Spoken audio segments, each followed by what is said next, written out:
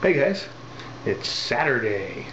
Fairly early in the morning. The puppy let me sleep in a little bit this morning, so I'm not quite as tired as I think I probably should be. This week has been pretty ridiculous.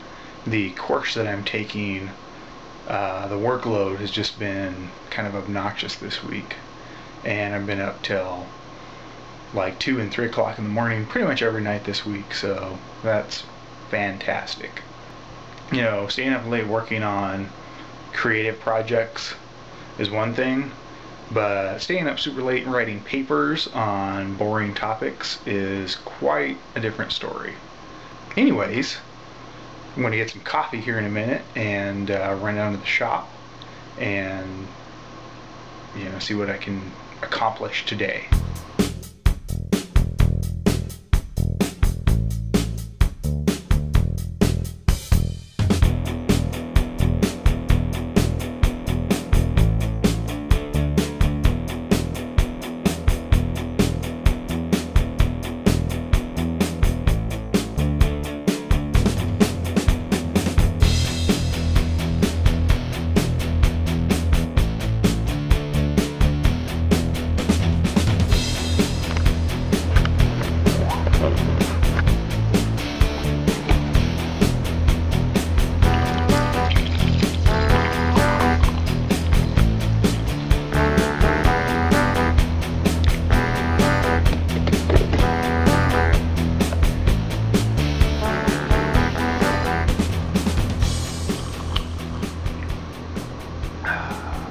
Coffee is awesome.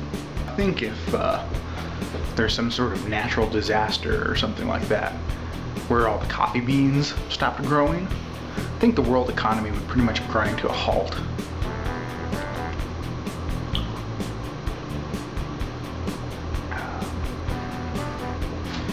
So let's head down to the shop.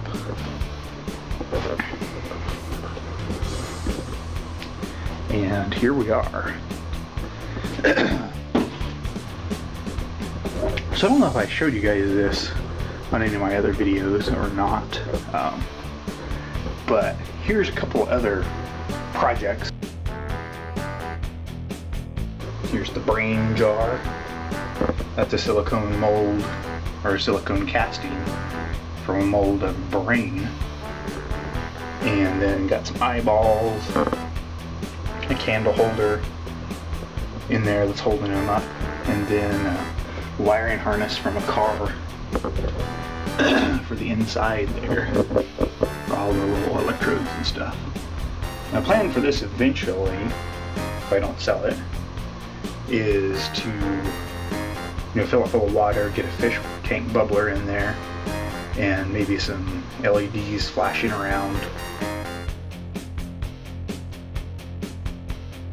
That is the hand of the unfortunate time traveler.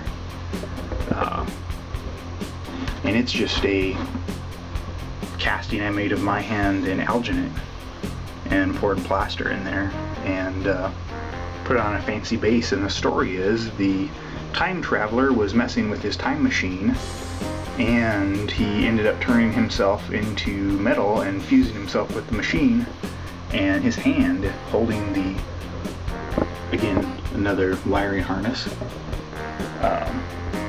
is all that they found. Oh, hey, there's some tape. It's always good to have a demon skull to hang your tape on. So this is the Carpathian demon skull. And this I made a long time ago.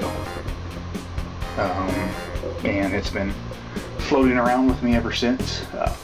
It's up on the Etsy store. And so is that, for that matter, as soon as I get the Etsy shop relaunched. So the first project I'm going to get started on this morning is this guy. I need to finish detailing this guy. So what needs to happen is I need to remove a few of the teeth here, quite a few, and make the skull look aged. And then it's going to get a dark aged finish and detail coat. So I'm going to get started on that. I've got a fairly busy day today. Later on today I have a meeting to discuss a book cover illustration that I'll be doing. So I need to work on some sketches for that. And I need to mow the grass and the yard outside. Coming from Colorado, where the only grass that grows is the stuff you water and not much else grows, you know, around other areas that you don't water, it's pretty crazy to come here to Illinois and anywhere there's exposed dirt, stuff will grow. So mowing the yard is not just mowing the lawn, it's mowing the driveway, mowing around the buildings, mowing out behind everything. That and grass grows like at an alarming rate here. It's ridiculous. I could easily mow the grass twice a week or even more when it gets hot. And you know, it would be ready for me to mow it like, you know, twice to 3 times a week, where, you know, Colorado you mow it once, maybe every week. Like if you're on top of things, you mow it once every week, but you can let it go, you know, for 2 weeks or so before it starts looking too bad. Here, if you let it go more than a week, it's like the jungle. It's ridiculous. But yeah, I'm rambling, so let me get some work done here for a change.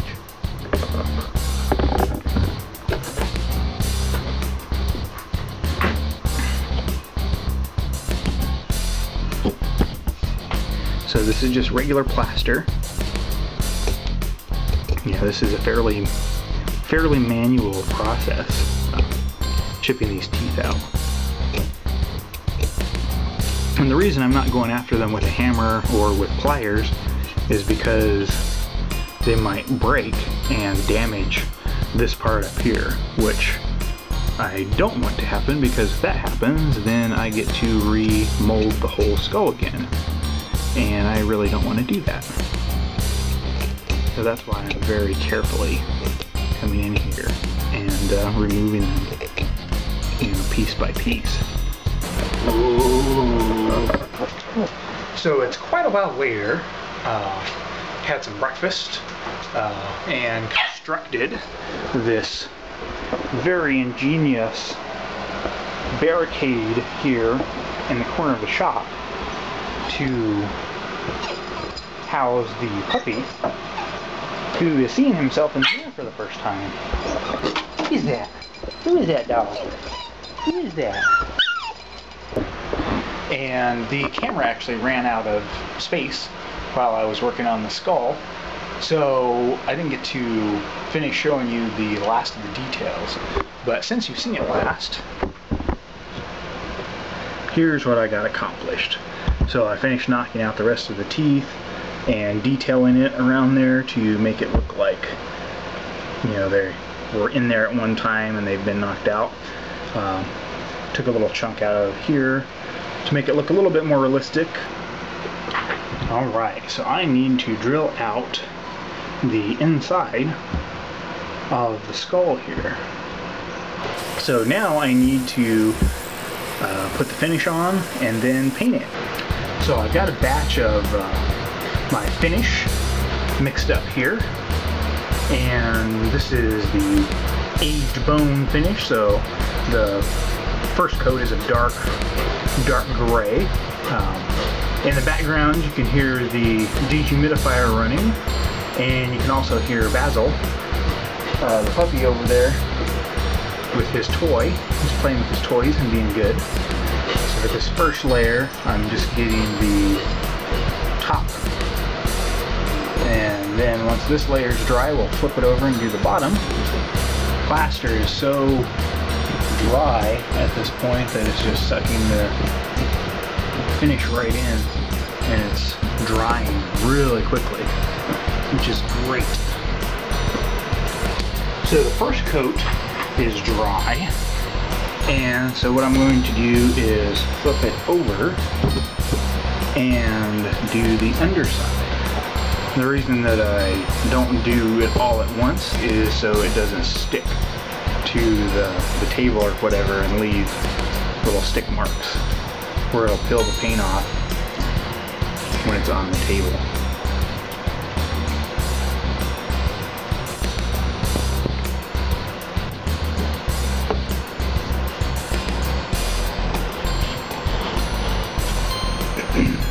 the benefit of turning it upside down is I can see areas that I might have missed the first time around.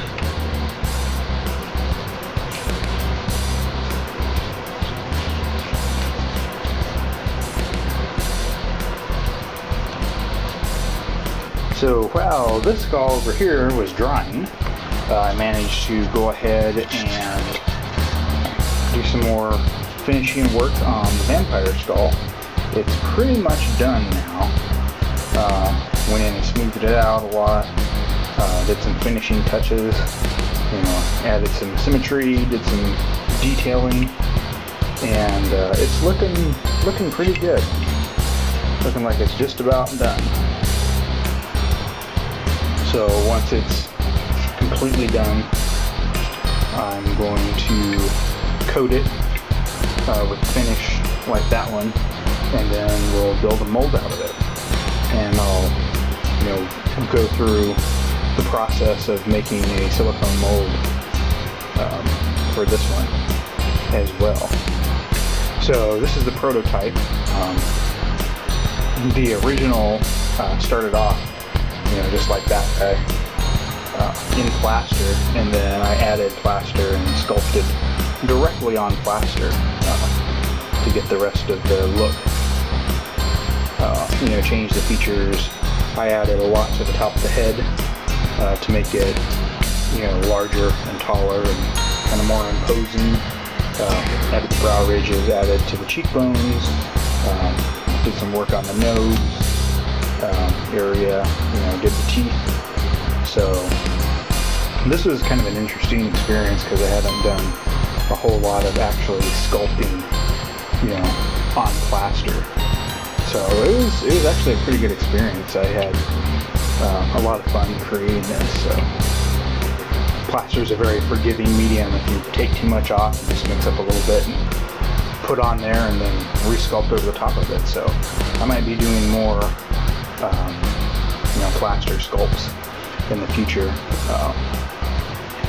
Usually how I start things off is I start in plastiline clay like this guy, and then create a mold from that, and then do plaster, cast plaster, or cast plastic, any sort of other casting material in there. But this guy turned out pretty good, so I might be doing more plaster, straight up just plain plaster sculpts. So now the first coat of finish has been applied to the whole skull, and as you can see, there's a few little spots here and there that I still need to touch up, but those will get covered in the next couple layers. Another quick fun tip is you can use a roll of tape or just the inside cardboard part to hold the skull up while you're working. So that's something I found very helpful. So right now I'm going to go in to the teeth and paint them kind of an off-white. I mixed up a little bit of off-white and brown. I just like to give the teeth a different look, so they're slightly different color. Looks a little bit more realistic, I think. So, alright, so in this next step, I mixed up a little bit more paint here, and I added some water to it so it's nice and runny. So what we're going to do is brush this all over and work it into the little crevices and everywhere. And then I'm going to take a paper towel and start dabbing, and that gives us a nice texture, as well as picking out some of the details going on. Building up layers of texture is the key for any sort of good paint job, any sort of special effects related, prop related. Now we're starting to look pretty good for this layer. This is the stuff that I really get into and really enjoy doing. Just kind of zone out and work the details.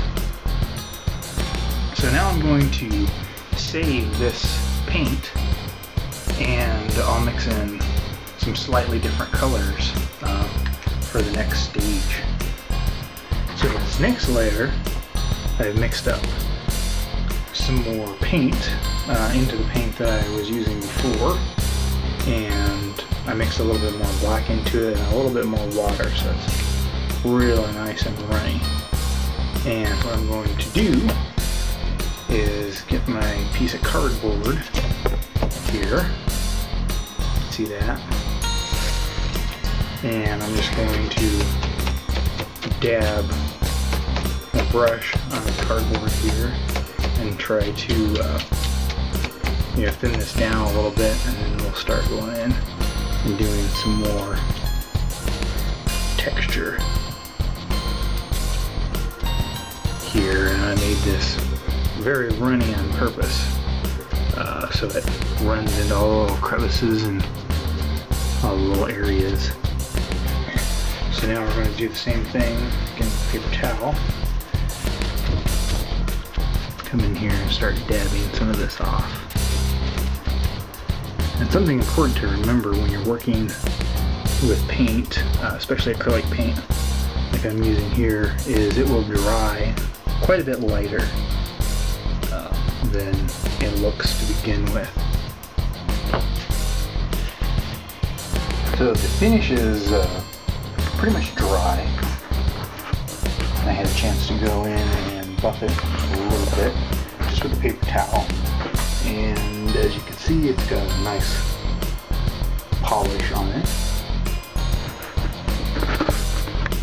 Here's some details, and the color isn't coming through exactly how it is on the camera, but it's pretty close. It looks a lot browner on the camera, at least through the viewfinder in the camera, than it is actually. Could be a trick of the light.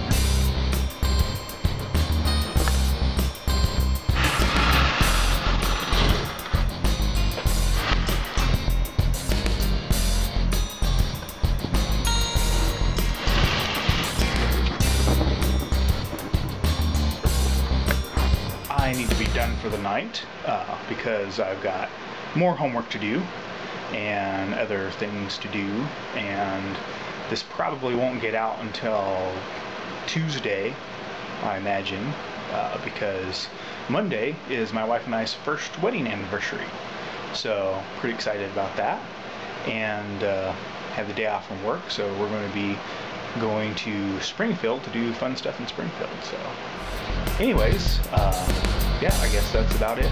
I'm going to wrap this up, so thanks for watching.